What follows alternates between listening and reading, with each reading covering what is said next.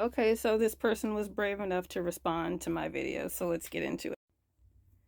It's usually the families that pay for the wedding, and it has nothing to do with gender roles. Like, either of the families that can afford to pay for the wedding pay for it, be that one spouse's side, the other spouse's side, or a mixture of both.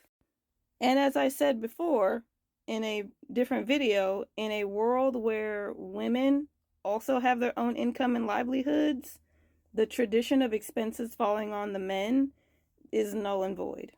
Also, the idea that he should be allowed to have fun at her expense because he paid for it is also something that needs to go straight out the door. If he wants to pay money to abuse someone, there is an entirely different market and an entirely different space where that happens that does not take place in public in front of people's friends and families. But I do agree with you in terms of that it is also a day that maybe he participated in some degree in.